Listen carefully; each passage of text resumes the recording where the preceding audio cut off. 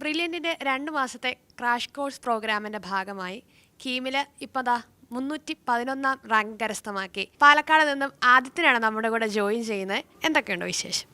സുഖം. കഴിഞ്ഞ കൊല്ലം ഇപ്പോൾ ഈ ബോർഡ് എക്സാം കഴിഞ്ഞപ്പോൾ തന്നെ ബ്രില്യൻറ്റിൽ ജോയിൻ ചെയ്തപ്പോൾ എൻ്റെ സീനിയേഴ്സിൻ്റെ കീം റാങ്ക് കേട്ടപ്പോൾ 700 800. അപ്പോൾ ഞാൻ വിചാരിച്ചു ഇവരൊക്കെ എങ്ങനെയാണ് ഇത് സാധിക്കണത്. ഇപ്പോൾ പിന്നെ +2 പഠിപ്പിക്കാൻ തുടങ്ങിയപ്പോൾ തന്നെ +1 മര്യാദയ്ക്ക് പഠിക്കാത്തതുകൊണ്ട് അതിൻ്റെ ഒരു ബുദ്ധിമുട്ടുണ്ടായിരുന്നു. ആദ്യത്തെ കുറച്ച് ദിവസങ്ങൾ കുറച്ച് പ്രഷർ ഉണ്ടായിരുന്നു. പിന്നെ ക്വസ്റ്റ്യൻസും ബ്രില്യൻ്റ് ലേണിംഗ് ആപ്പിലെ പ്രോബ്ലംസും പിന്നെ ഫാക്കൽറ്റീസിനടുത്ത് ഡൗട്ടൊക്കെ ചോദിച്ചവരെല്ലാം നല്ല സപ്പോർട്ടായിരുന്നു.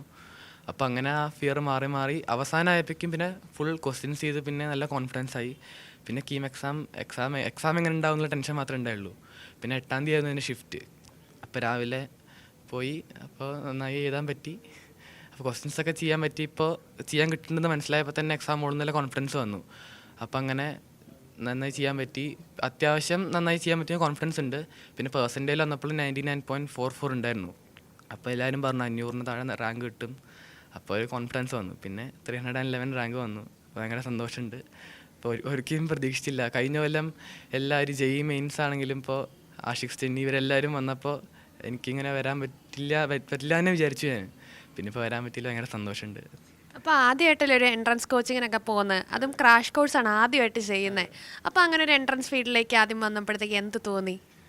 നല്ല എക്സ്പീരിയൻസ് തോന്നി. ഞാൻ +2 കഴിഞ്ഞപ്പോഴാണ് ഇങ്ങനെ അമ്മ പറയണത് ബ്രില്യൻറ്റിൻ്റെ ക്രാഷ് കോഴ്സ് ഉണ്ട് കീമിന്. അപ്പോൾ ബ്രില്യൻറ്റിനെ പറ്റി ഞാൻ ചെറുപ്പം മുതലേ കേൾക്കണതാണ്. അപ്പോൾ ഇങ്ങനെ +2 കഴിഞ്ഞാൽ എന്താണെന്നുള്ളൊരു പ്ലാൻ ആദ്യം ഉണ്ടായിരുന്നില്ല. പിന്നെ കീം നോക്കാൻ വിചാരിച്ചിരിക്കാൻ JEE മെയിൻസ് എഴുതി. പക്ഷേ 88% ഫസ്റ്റ് സെഷനിൽ ഉണ്ടായുള്ളൂ. പിന്നെ സെക്കൻഡ് സെഷൻ 92. അപ്പോൾ അങ്ങനെ കിട്ടില്ല എന്ന് മനസ്സിലായി. അപ്പോൾ ഞാൻ കീം നോക്കാൻ വിചാരിച്ചു.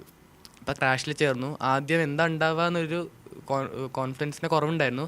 പിന്നെ നമ്മുടെ സാറുമാരുടെ എല്ലാം മോട്ടിവേഷൻ ക്ലാസ്സും അങ്ങനെ ആകുമ്പോൾ എല്ലാം പിന്നെ ക്ലാസ് തുടങ്ങി. ഇപ്പോൾ എല്ലാ സാറുമാരും നല്ല സപ്പോർട്ടായിരുന്നു. ഇപ്പോൾ ഷിഫ്റ്റ് ആയതുകൊണ്ട് ഒരു സാറ് ഒരാഴ്ച എടുത്താൽ ആ സാറ് വേറെ സ്ഥലത്ത് പോയിട്ട് വേറെ സാറോ ഇങ്ങോട്ട് വരിക. അപ്പോൾ എല്ലാ സാറുമാരാണെങ്കിലും നല്ല കോൺഫിഡൻസ് തന്നു.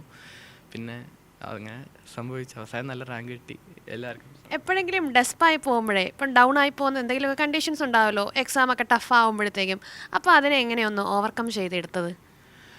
എക്സാം അത് എനിക്കൊരു ഐഡിയ ഇല്ലായിരുന്നു. ഞാൻ ചില സമയത്ത് 11th ടോപ്പിക്സ് എടുത്തുകൊണ്ട് പോയത്. അപ്പോൾ അത് പഠിക്കാത്തതുകൊണ്ട് തന്നെ അത് പുതിയൊരു കോൺസെപ്റ്റ് കേൾക്കണ മാതിരി ആയിരുന്നു. അപ്പോൾ ശരിക്കും ഭയങ്കര ഒരു ബുദ്ധിമുട്ട് തോന്നി. പിന്നെ സാറുമാർ പിന്നെ ഈ കീമിൻ്റെ സിലബസ് റിഡക്ഷൻ വന്നു. അപ്പോൾ വേണ്ടാത്ത ടോപ്പിക്സൊക്കെ ഒഴിവാക്കിയപ്പോൾ അങ്ങനെ സമയമായി. പിന്നെ കുറേ യൂട്യൂബ് ചാനലും ബ്രില്യൻറ്റിൻ്റെ ലേണിംഗ് ആപ്പിലെ അവരുടെ വീഡിയോസും പിന്നെ യൂട്യൂബിൽ കീം എക്സ്പ്രസ്സും പിന്നെ സൂപ്പർ ക്വസ്റ്റ്യൻസൊക്കെ നല്ല ഹെൽപ്ഫുള്ളായിരുന്നു. അപ്പോൾ അവർ ഓരോ ക്വസ്റ്റ്യൻസും അവരായിട്ട് തരുന്ന എക്സ്പ്ലനേഷനും അപ്പോൾ കേട്ടപ്പോൾ ഇനി അങ്ങനത്തെ ക്വസ്റ്റ്യൻസ് എങ്ങനെ ചെയ്യണമെന്നൊരു ഐഡിയ കിട്ടി. അങ്ങനെ ഓരോ ടൈപ്പിലുള്ള ക്വസ്റ്റ്യൻസ് ചെയ്യുമ്പോൾ അതേ തന്നെയാണ് കീമിനും വന്നത്. വാല്യൂ ചേഞ്ച് ആവുന്നേ ഉള്ളൂ. അതേ സെയിം ക്വസ്റ്റ്യനാണ് കീമിന് വന്നത്. അപ്പോൾ അത് ഓർമ്മിച്ച് ചെയ്യാൻ പറ്റി. പിന്നെ ചില ഷോർട്ട് കട്ട് ഫോർമുലാസൊക്കെ ഉണ്ട്, അതൊക്കെ ബൈഹാർട്ട് പഠിച്ചു. പിന്നെ കീമിൻ്റെ ബ്രെയിൻ പോയിൻ്റർ ബുക്ക് ഭയങ്കര ഹെൽപ്ഫുള്ളായിരുന്നു എനിക്ക്. അതിൽ ഓരോരോ ഷോർട്ട് കട്ട് ഫോർമുലാസും എല്ലാം അതേ ഫോർമുല യൂസ് ചെയ്തിട്ട് തന്നെ കീമിൽ ചോദിച്ചത്. അപ്പോൾ അങ്ങനെയൊക്കെ നല്ല റാങ്ക് കിട്ടാൻ ബ്രില്യൻറ്റ് തന്നെയാണ് സഹായിച്ചത്. മോൻ പറഞ്ഞല്ലോ മോൻ്റെ സ്കൂളിൽ കുറേ കീമിന് 700 റാങ്കൊക്കെ കിട്ടിയ സീനിയേഴ്സിനെ കണ്ട് മോൻ ആലോചിച്ചിട്ടുണ്ട് ഇത് കിട്ടുമെന്ന്. അപ്പോൾ ഇപ്പം മോന് കുറേ ജൂനിയേഴ്സ് ഉണ്ടായിരിക്കുമല്ലോ സ്കൂളിൽ, അവർ മോൻ്റെ റാങ്ക് ആയിരിക്കും നോക്കുന്നത്. ദൈവം ചേട്ടന് 311 കിട്ടി, അപ്പോൾ എനിക്ക് എന്തൊരു കിട്ടുമെന്ന് ആലോചിക്കുമായിരിക്കുമല്ലോ. അപ്പോൾ അവർക്കും ചിലപ്പം അവരുടെ +1 ടോപ്പിക്സൊക്കെ അവർക്ക് അത്രയും പ്രോപ്പറായിട്ട് പഠിക്കാനൊന്നും പറ്റിയിട്ടുണ്ടാകത്തില്ല. ചിലപ്പോൾ അവരും ക്രാഷ് ആയിരിക്കുകയും ചെയ്യുന്നത്. അങ്ങനെ സ്വപ്നം കാണുന്ന ഒരു കുട്ടിക്ക് മോൻ എന്താ ഉപദേശമാണ് പറഞ്ഞു കൊടുക്കാൻ പറ്റുക? ഇപ്പോൾ ക്രാഷിന് വരികയാണെങ്കിൽ തന്നെ ആദ്യത്തെ കുറച്ച് ദിവസം എന്തെങ്കിലും പ്രശ്നം ഉണ്ടെങ്കിൽ തന്നെ ഡെസ്പാവരുത്. അത് ആ ഒരു ടെമ്പററി മാത്രമാണ്, ആ സമയത്ത് മാത്രമേ ഉണ്ടാവുള്ളൂ. പിന്നെ നമ്മളത് മൈൻഡ് ചെയ്യാണ്ട് നമ്മളൊന്ന് പഠിച്ചു പോയാൽ മതി. നന്നായിട്ട് ക്വസ്റ്റ്യൻസൊക്കെ ചെയ്ത് മാക്സിമം നമ്മളെ കൊണ്ട് എഫേർട്ട് എടുക്കുക. മാക്സിമം ഹാർഡ് വർക്ക് ചെയ്താൽ എന്തായാലും കിട്ടും. ആദ്യം കുറച്ച് ഡെസ്പ് ഉണ്ടാവും, അത് ആ സമയത്ത് മാത്രമേ ഉണ്ടാവുള്ളൂ. പിന്നെ ക്വസ്റ്റ്യൻസ് ചെയ്ത് തുടങ്ങുമ്പോൾ നല്ല ജോളിയായിട്ട് പിന്നെ പഠിത്തം നല്ല ഇൻട്രസ്റ്റിംഗ് ആയിട്ട് തോന്നും. അപ്പോൾ ബ്രില്യൻറ്റിൽ വരികയാണെങ്കിൽ ഉറപ്പായിട്ട് നിങ്ങൾക്ക് കിട്ടാണ്ടിരിക്കില്ല. എനിക്ക് തന്നെ അനുഭവം ഉണ്ട്.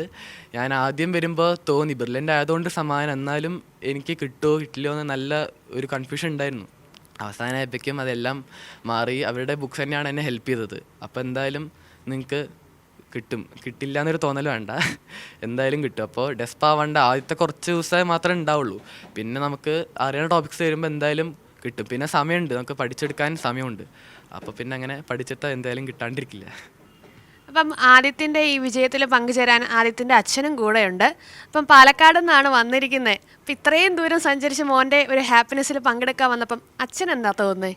അപ്പോൾ ഇത് ഇന്നലെ ഉച്ചവരെ ഇതിൻ്റെ ഒരു ഇൻഫർമേഷൻ ഇല്ലല്ലോ ഇങ്ങോട്ട് വരണം എന്നുള്ളതിൻ്റെ. പെട്ടെന്ന് ഈവനിങ് ഓൾമോസ്റ്റ് ഒരു ഈവനിങ് സെഷനായി. അപ്പോൾ ഇങ്ങോട്ട് വരാൻ പറ്റുമോ എന്നുള്ളതൊക്കെ കൂടി വേറെ കുറച്ച് പേഴ്സണൽ ഇതൊക്കെ ആയിട്ട്. അപ്പോൾ എന്തായാലും പെട്ടെന്ന് ഉച്ച കഴിയുമ്പോഴും രണ്ട് രീതിയിലാണ്. മകൻ ആദ്യം വന്ന് ഞാൻ പിന്നെയാണ് എത്തിയത്. അപ്പോൾ എന്തായാലും സമയത്തിനുള്ളിൽ എത്താൻ പറ്റി എന്നുള്ളതാണ്. പിന്നെ ഈ ഇവർ ഇൻസ്ട്രക്ടേഴ്സ് ഇവരുടെ ക്ലാസ്സിൻ്റെ ഇടയ്ക്ക് നമ്മൾ കാണാറുണ്ട് 12 അവേഴ്സെങ്കിലും മിനിമം പഠിക്കണം. അപ്പോൾ അവിടെ നമ്മൾ ഒന്ന് ക്രാഫ്റ്റ് ചെയ്തിട്ട് ഒരു 14 അവേഴ്സിൻ്റെ ഒരു സ്കെൽട്ടർ ഉണ്ടാക്കി കൊടുത്ത് അതിൽ എങ്ങനെയെങ്കിലും 14 അവേഴ്സ്.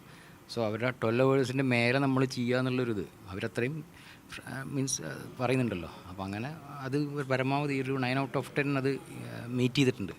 ആ 12 അവേഴ്സിനെ ഒരു 13 അവേഴ്സെങ്കിലും ആക്കി ട്രൈ ചെയ്തിട്ടുണ്ട് മകൻ. അപ്പോൾ അതിൻ്റെ ഒരു റിസൾട്ട് എന്തായാലും. പിന്നെ എൻ്റെ തന്നെ ഞങ്ങളൊക്കെ ഡിഗ്രി പഠിക്കുന്ന കാലത്ത് തന്നെ ഈ ബ്രില്യൻസും കേൾക്കുന്നുണ്ട്. പക്ഷെ നമ്മളൊന്നും ആ റൂട്ടിലല്ല പോയത്. എന്തായാലും വളരെ സന്തോഷം. അപ്പം ആദ്യം തൊട്ടേ ഇങ്ങനൊരു കീം എഴുതണമെന്ന് അങ്ങനെയൊക്കെ പറഞ്ഞിട്ടുണ്ടോ? അങ്ങനത്തെ ഒരു മൈൻഡ് സെറ്റിൽ അങ്ങനെ അധികം കേട്ടിട്ടില്ല. ഫസ്റ്റ് ഇയറിലൊന്നും അങ്ങനെ കേട്ടിട്ടില്ല. പക്ഷേ സെക്കൻഡ് ഇയർ ആയപ്പോഴാണ് പിന്നെ ഞാൻ പറഞ്ഞില്ല വൈഫ് ടീച്ചറാണ്. അപ്പോൾ ടീച്ചേഴ്സായിരിക്കും മോസ്റ്റ്ലി അവരുടെ പ്രയോറിറ്റീസിൽ അവരുടെ തോട്ട് പ്രോസസ്സിൽ പല ഇൻഫർമേഷൻസ് ആ ഒരു വേവ് ലെങ്ത്തിൽ അത് ഇൻഫർമേഷൻസ് കുറേ ഗ്യാദർ ചെയ്യുമല്ലോ.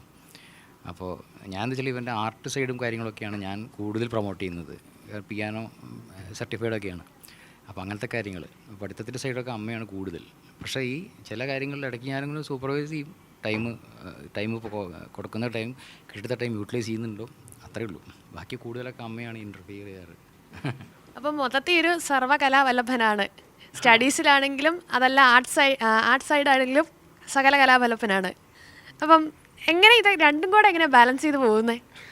അത് ശരിക്കും പറഞ്ഞാൽ പിയാനോവും പാട്ടും ഞാൻ ചെറുപ്പം മുതലേ പ്രാക്ടീസ് ചെയ്യാറുണ്ട്. അപ്പോൾ ഈ ക്രാഷ് തുടങ്ങിയാൽ പിന്നെ അത് ചെയ്യാൻ പറ്റിയിട്ടില്ല. പിയാനോയും പാട്ടാണെങ്കിൽ തന്നെ അത് അതിൻ്റെ ടൈം ടേബിൾ കൊണ്ടുപോകാൻ പറ്റിയിട്ടില്ല.